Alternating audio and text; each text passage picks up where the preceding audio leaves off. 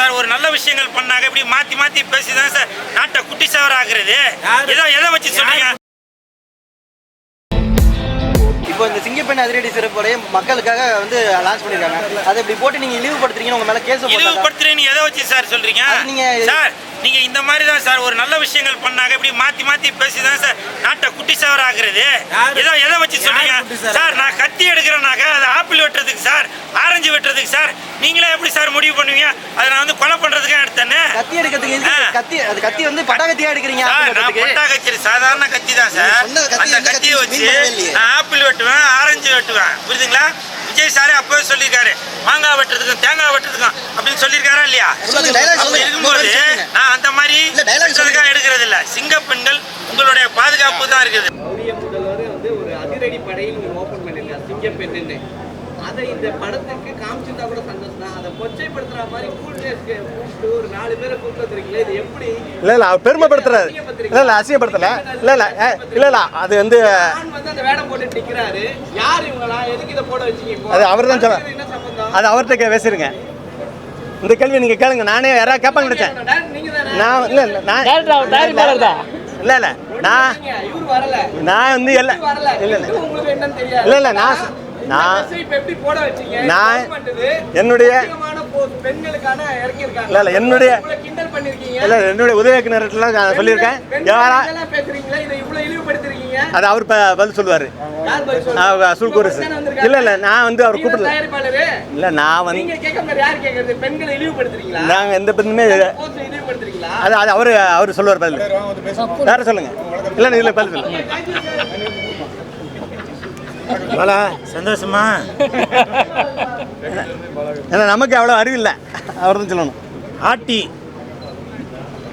அந்த படத்தோட ப்ரெஸ் ஷோக்கு தான் வந்திருக்கோம். சிங்க பெண்கள்லாம் பக்கத்தில் நில்லுங்கம்மா. முன்னாடி போங்கண்ணா. இந்த ஆட்டி படம் பார்த்தேன். படம் நல்லா அருமையாக இருக்குது.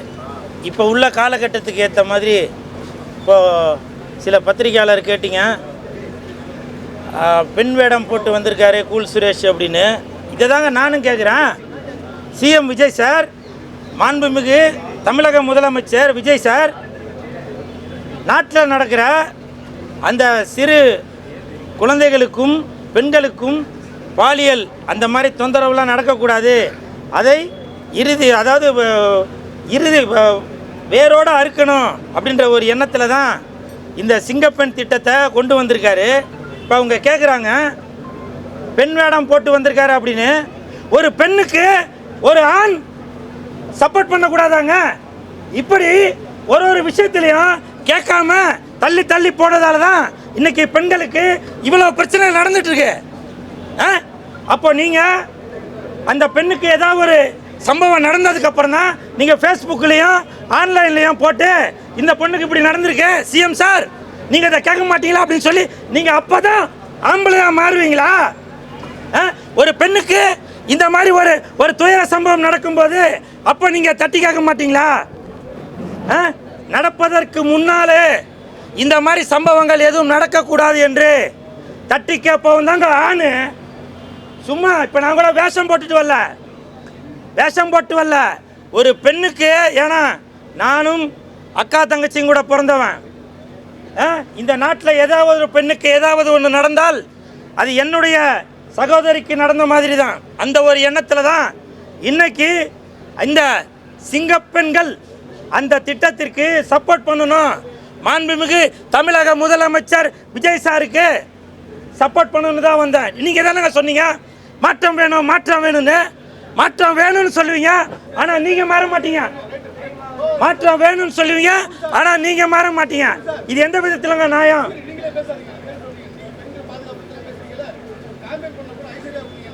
சார் இதை தான் சார் நான் இப்போ இல்லை இந்த கருத்து இல்லை சார், இந்த கருத்து ரொம்ப நாளாகவே இருக்கு. இப்போ சொல்கிறேன் சார். அன்னைக்கு சார் சொல்கிறேன் கேளுங்க சார். கேள்வி கேட்டீங்க, நான் பதில் சொல்லுங்கள் சார். இல்லை சார் நீங்கள் கேள்வி கேட்டீங்க, நான் பதில் சொல்கிறேன் சார். அன்னைக்கு நான் மாலை போட்டது ஏதாவது ஒரு தவறான ஒரு விதத்திலையா? எல்லாருக்கும் மாலை போட்டாங்க, அந்த சகோதரிக்கு அந்த தங்கச்சிக்கு மாலை போடலையே அப்படின்னு சொல்லி போட்டது தான். அந்த பொண்ணு வேற ஏதோ ஒரு இதில் அது ரியாக்ட் பண்ணிருச்சு, அது எல்லாமே மாறி போச்சு. இவ்வளவும் சொல்கிறீங்களா? நான் பல உண்மைகள் சொல்லுவாங்க. அன்னைக்கு அந்த படத்தோட தயாரிப்பாளர் மன்சூர் அலிகான் என்கிட்ட என்னென்ன பேசியிருப்பாருன்னு உங்களுக்கு தெரியுமா? தெரியாது. அன்னைக்கு அந்த படத்தோட பப்ளிசிட்டிக்கு கூல் சுரேஷ் தேவைப்பட்டான். எவ்வளோ பேர் எனக்கு எதிர்ப்பு தெரிவித்தாங்க.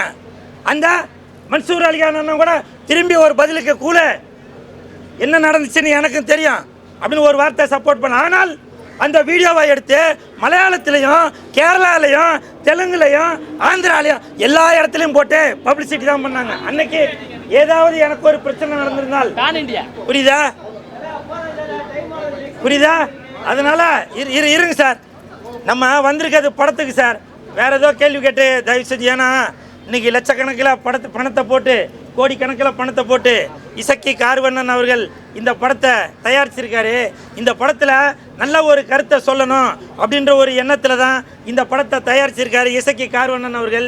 நீங்கள் கேட்டீங்க எதற்காக சிங்க பெண்கள் கூட பெண் வேஷம் போட்டு வந்திருக்கீங்க. இந்த படம் பார்த்தீங்கன்னா உங்களுக்கு தெரியும். 1870 நடந்த ஒரு உண்மை சம்பவத்தை 5 பெண்கள் தங்களுக்கு நடக்கும். சரிங்க சார், 10 வருஷம் நான் லேட்டாக பிறந்துட்டேன்னு வச்சுங்க, புரியுதுங்களா? இந்த படத்தில் அந்த 5 பெண்களும் சேர்ந்து அந்த பாலியல் வன்கொடுமை எதுவும் நடந்தால் எப்படி தற்காத்து கொள்ளணும் அப்படின்ற ஒரு விஷயத்தை அப்போவே இப்போ மாண்புமிகு தமிழக முதலமைச்சர் திரு விஜய் சார் அவர்கள் இப்போ கொண்டு வந்த அந்த திட்டத்தை அப்போவே ஒரு உண்மை சம்பவமாக நடந்திருக்கு. அந்த விஷயத்தை இன்னைக்கு இசக்கி கார்வண்ணன் அவர்கள் திரைப்படமாக வெளியில் கொண்டு வந்திருக்காரு.